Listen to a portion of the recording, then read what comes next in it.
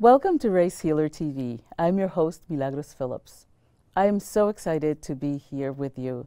This is a show that is dedicated to the countless men and women who, by their dedication and by their courage, are helping to heal the racial divide. They've devoted time, energy, and all that they have within them to help us understand, to give us information that leads to transformation. I am so excited that today our guest is Dr. L.E. Gomez. Dr. L.E. Gomez is an MD. He also has an MBA.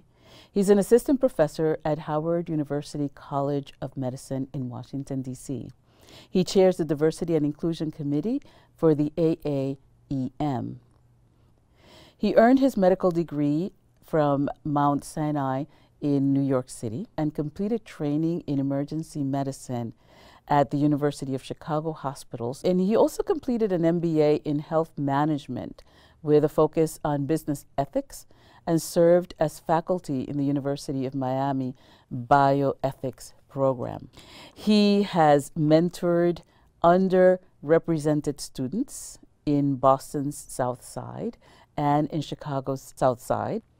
Dr. Gomez, welcome to the show. We're so glad to have you with us, and you've had a long and wonderful and successful career as a physician, and I think I'd like to start by talking a little bit about your background, because you were born in Cuba. Yeah. So tell us a little bit about that. Thank you for the welcome. My family's originally from Cuba,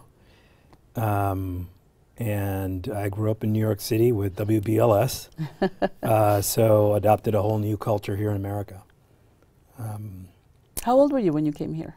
I was 4 years old, so I don't have really much of a memory from that time. Mm-hmm. In fact, my recall starts on the plane before we landed in Newark, after we had been originally brought in through Opaloka in Miami. Mm. And I can remember the lights of the area around the seats were red, and for whatever reason, I don't have any recall, mm-hmm. independent recall prior to that time. So I would think it was a matter of being a very emotional time. Oh, of course. Yeah. Yeah. So I remember everything that happened from those lights forward and nothing from those lights back. That's so interesting. You know, it's so funny because I regale my children with stories of when you actually got a full meal on an airplane and you got real napkins. And I remember when I first came to the U.S., it was a Pan Am plane. And one of my earliest memories being in the U.S., I was 10 years old, was I came in wearing white socks and white shoes and a cabana hat and gloves, because mm-hmm. people wore gloves back then. Right. And what was so funny was my sister was at the airport waiting for me with a fur coat. I had never seen snow. Right. We got into the taxi and I was like, "What is that?" And they're like, "That's snow." You know, it's the first time. Yeah, it was pretty scary. We got out of the plane. I remember going to the taxi prior to meeting my aunt and older cousins, my mom's cousins, and it was sleeting rain. And I don't think I would have experienced a lot of that. Yeah. Prior. No, absolutely not. So one of your areas of expertise is looking at race disparities in healthcare. Let's talk a little bit about that, because that's huge in our communities, and people need more information, quite frankly. Yeah. So where do you want to start? It's a big topic. It is a very big topic. So why don't we start with what happens, you know, let's just say I'm a patient and I walk in. what are some of the things that I may face as a woman of color, specifically as a black woman? And let's say that I didn't speak English very well.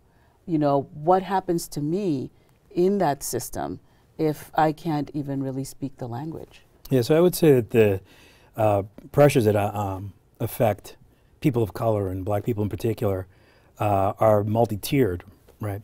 We deal with institutionalized racism, we deal with interpersonal racism, and we deal with internalized racism. All of these things impact the way we manifest disease and are impacted, our health is impacted. The disparities that we recognize, that are now been well recognized through NIH studies and various studies over the last couple of decades, really are an amalgam of those pressures manifesting in a variety of ways for people of color. But I would say specifically to a person not of the dominant culture, dominant race, the variety of challenges, and especially with regard to medical mistrust that people face, have to do with differences that are mostly internal rather than external. So your physician may not be of the culture, more likely than not will not be of your culture and background, and you may immediately assume they really won't have any insight or tolerance. Perhaps you don't speak the language appropriately. And if you have to, God forbid, go through an interpreter, or now we have these artificial interpreters called MARTI. It's a service where you have a video interpreter. And the distance that you have between your caretaker and yourself and the trust is not there. So there's a great number of obstacles to overcome just to get to the point where you feel you're receiving information you can trust. Absolutely. And we all know the importance of trusting your physician and trusting your healthcare providers in terms of just your own healing process. And what happens to people, the greater the trust, it seems like, or certainly some of the research is showing that the greater trust people have with their medical facilitator of whatever form, whether it's a nurse or a doctor, the greater the chances are for, you know, it speeds up your healing process. Absolutely.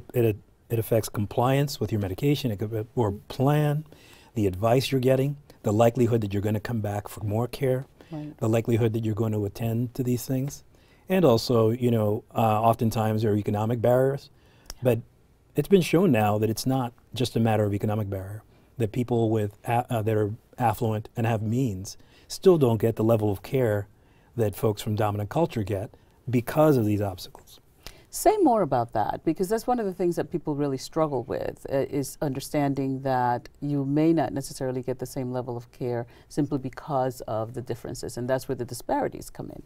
Yeah, I think some of the disparities comes from that type of interpersonal relationship. But I think that the other part of the disparity that we recognize as disease differences, 30% more heart disease in the black community, 60% more incidences of stroke, a higher rate of infant mortality. These things are not merely a matter of this cultural dissonance, but also a matter of stress that we experience in various ways and to different, in different proportion.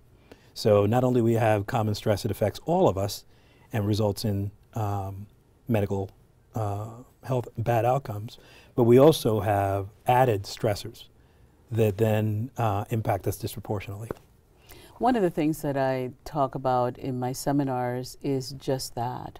The fact that, you know, one of the things that really disturbed me over time was seeing that black people have higher incidence of high blood pressure and diabetes and all of these things.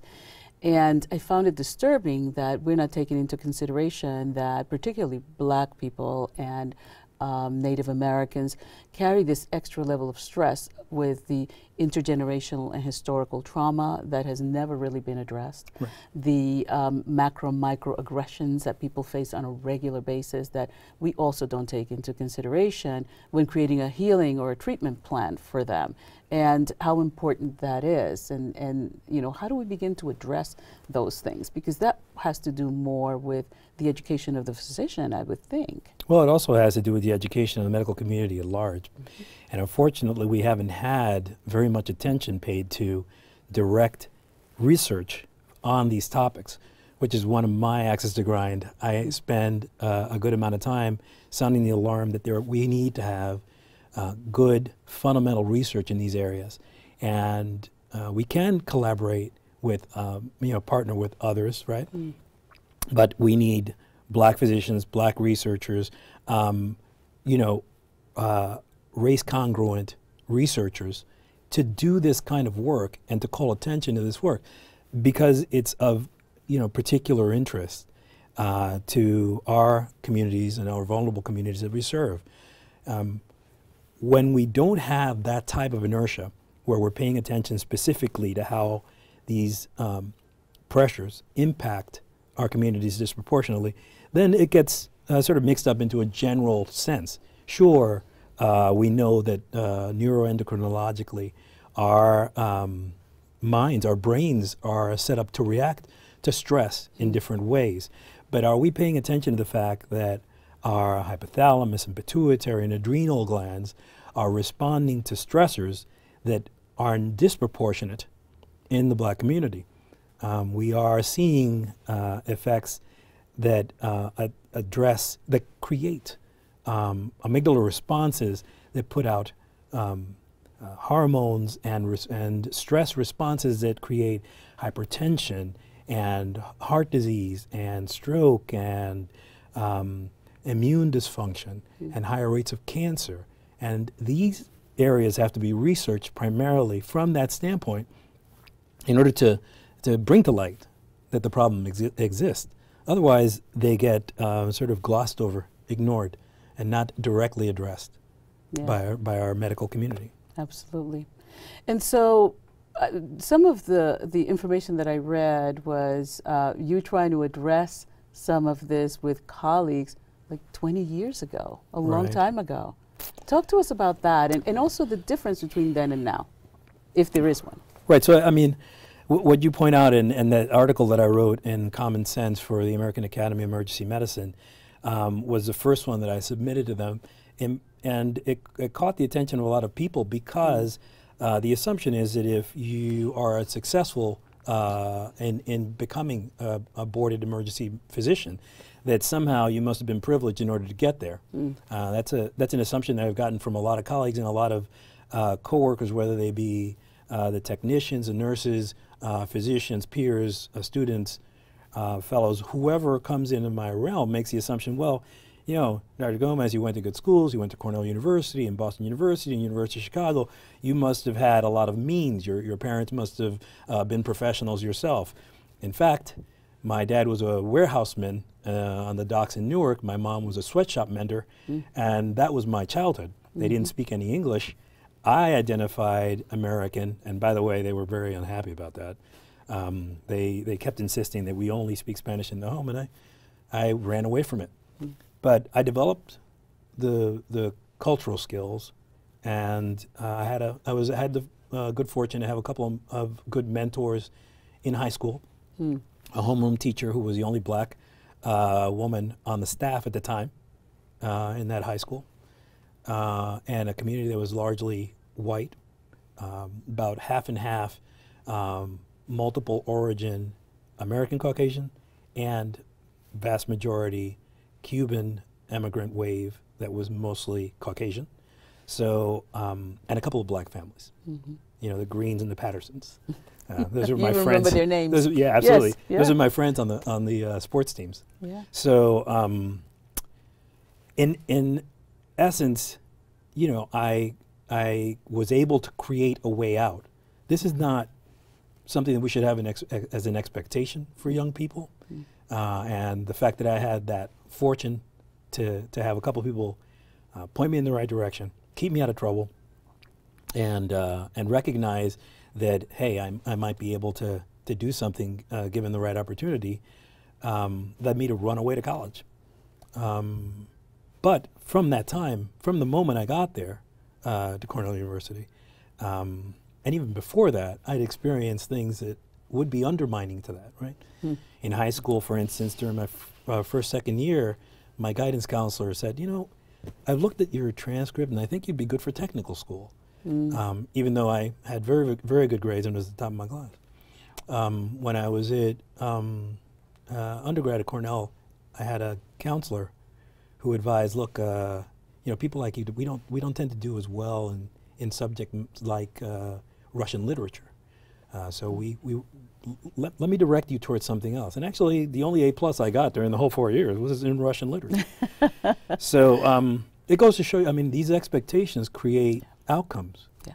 And so to your question, when I went to medical school, I found the same sorts of bigotry.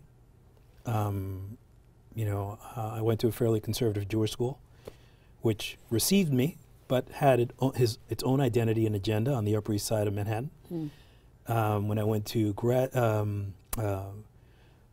residency in emergency medicine, I proposed that we should have cultural awareness about the folks we served, that the way that we cared for the communities on the south side of Chicago needed to be consistent with their experience, with their culture, not judgmental. And they said, well, we don't understand what you're talking about. There's no one here to back you up on that kind of research because we don't even know that this exists. And so, yeah, that's been the process that I've had to negotiate in my career, my discipline. And that's a good word, negotiate. Yeah. Because, you know, being placed in a position where you may be the only one and having to explain things to people whose experiences have been completely different, and therefore their expectations are completely different, and their expectation of their patients is completely different. And so it really causes this ripple effect that is... and well-meaning white colleagues will express their sort of their ignorance and fragility in the sense of, well, you should be glad to be here, and you know, you should feel privileged that you're received here. And frankly, they feel like that's enough, rather than see you as a potential person to excel. They see you as having far outpaced your presumed limitation. We are going to take a station break. You have been watching Race Healer TV, and our guest is Dr. L.E. Gomez. We'll be right back. Hello, I'm Milagros Phillips. I'm the facilitator of Race Demystified. For the past 20+ years, I've been facilitating a program that takes 2 days. It's intense, it's powerful, and it's life-transforming. Those who have attended that program simply say they never see race the same way again. It's a program that transforms our views, that gives us a new way of looking at this thing we call race, but also reconnects us. It gives us information that leads to transformation, and it leads to unity. It leaves us empowered, and it leaves us with a sense of knowing that there is something that I can do about this thing we call race and racism. Join us at Race Demystified. To get more information, simply visit my website, www.milagrosphillips.com, and you'll see that the name of my website is below, in case you have trouble pronouncing my name.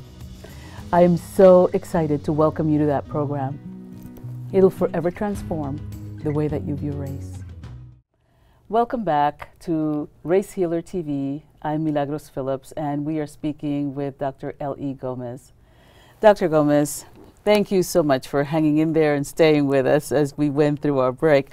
I want to ask you, you know, I wanted to go back and then look at the present, and then let's see where we might be able to go with this whole thing. So 20 years ago, again, health disparities, people just like, what are you talking about? We don't, you know, what are you talking about? So say something about that in terms of colleagues, in terms of medical school back then, and where medical schools are today, and where you think we might be able to go. Okay, so let's start off with a positive note. Right? Yes. I was one of 2 residents in emergency medicine at the University of Chicago. My understanding now is that we have several residents and a couple of mentors now of color. in that program, which is a complete revolution in my eyes to what I encountered. I wish that were more prevalent and more often the case. In fact, we really only have one medical school as an HBCU. We have a couple, we only have one hospital at Howard. We want to attend to that mission of training black physicians into the future. In fact, economics are making it much more difficult, and outside companies and corporations, what are called corporate management groups, are taking over those contracts, really not doing the service that they should and not following the mission and vision of the university first. So I would say that's a problem. That's a big challenge and a problem. In terms of context, I would say that around 1960, as the civil rights movement was getting geared up and moving along, many folks recognize, look, there's only 3% of all practicing physicians are black. So let's do proactive programs. Let's, have initiatives that purposefully will increase in a series of years the number of practicing physicians of color. And 60 years later, almost, what we have is where we had 3% in 1960, we have approximately 4% in 2019. I didn't realize that. Wow. It's not a big difference. Not at all. Given all the discussion about advantaging people of color disproportionately, the outcome hasn't been, in terms of measurable results, not very good. So I would say that's a concern. Going back to your point about diversity in general, there have been there's now language around all of these issues, right? Diversity and inclusion, multiculturalism. All these are now common catchphrase ideas that are now being included in all sorts of corporations and starting to give evidence that there's economic advantage at places at huge companies like Google and IBM and Boston, the various consultancies have recognized that there is value in this because people have pushed for it. We have a paper with regard to this we published in Journal of National Medical Association in February on how diversity improves performance and outcomes, health outcomes. Yeah. But the language isn't enough. And the fact that it's being recognized, sometimes even the language is co-opted. For instance, now the concept of the social determinants of health have been taken up and popularized. The issue is not so much that we recognize that they exist. The issue is how are this is being applied in order to ameliorate the disparities. And frankly, we still haven't seen really the impact of these things for positive outcomes. Right. We've seen that the outcomes continue to be that we have disproportionately higher rates of death, disease, and premature death, and things like cancer rates in the black community. So what are some of the things that you think can be done to make a difference? Like, if you were given carte blanche and you were allowed to dream and you were allowed to design it all, right, what are some of the things that you think could make a difference? Well, I mean, given me that much power, I would say, I would take it top down and say that we would deal with institutionalized racism, and aggressively so, in order to correct it.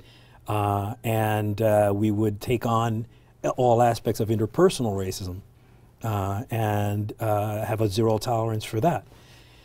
But realistically, what's in our power to control is internalized racism. And so I'm putting my energy into that basket and teaching people that part of the harm that we're doing is that we are all internalizing this information and creating limitations for ourselves. instead of stepping out and doing something like you're doing with this show and having me, inviting me generously to be a part of it. These are ways for us to empower ourselves to talk about how we succeed and how we are able, rather than how we are not able because of others. Exactly, yeah. Yeah, just taking personal responsibility for our own internalized racial dynamic is incredibly empowering. And I see it over and over and over again with people who, and not just people of color, but also whites who are able to say, there's something wrong here. And I have a responsibility to myself and therefore my community and my world. But it really does start with the individual taking personal responsibility for how they've internalized the collective dysfunction. Because I think a lot of what happens is that people take it personally. And we've all been trained by the same system. We've absorbed it differently depending on where we are on the caste system. Right. And so I would want also to call attention to the fact that there's a lot of victim blaming. And we tend to look at issues like this in terms of the black community not caring for itself or making poor choices. When in fact, when you're under stressors that create an incentive to make poor choices, poor food choices, poor health choices, poor educational choices, because you're disenfranchised, marginalized, then it's not surprising that you opt for what is available. You opt for alternate economies. And sometimes those economies are not legitimate economies. And sometimes media spins percentages as if not to recognize the successes. There's significant numbers of people of color in successful careers and earning good salaries. Those are not the icons. That's not the media spin that we get. That's not the information that we're fed. We're fed poor information. My kids and I were looking for something to watch on Netflix. And we're clicking through, and there is a normal love story with black people as icons. And so we say, okay, well, that's kind of very rote. Let's not watch that one. So we click the next one. Okay, that one deals with drugs and people in that role. Oh, and that one deals with crime. Oh, and that one deals with graft in media. And that one deals with, and every one of the other choices was a mischaracterization, really, and a poor representation, negative iconography around black communities. So we went back to the silly movie, which was what we had in terms of choices. So we need to create those. We need to create those opportunities for positive iconography. Positivity feeds positivity. Negativity feeds negativity. Right. If we blame black people for making bad food choices, and this is what leads to diabetes, rather than recognize that the stressors that they're under is leading them to make poor choices, we might blame economies and blame food deserts and the like. Right, absolutely. Dr. Gomez, it's an absolute pleasure having you on the show. I would like to have you come back because the information that you're sharing with us is extremely important to our audience. People need to know and they need to understand that racism affects people across the board and including in their health care. So let's not close our eyes to the reality of what is happening. Rather, let's see if we can do some more research. Let's look at all the various ways that race affects the health care of people of color. Let's move forward. Let's do something that really makes a difference. Dr. Gomez, I'm so excited to have you on, and I thank you so much. Thank you. And I'm so grateful that you are one of the race healers. Thank you so much for having me.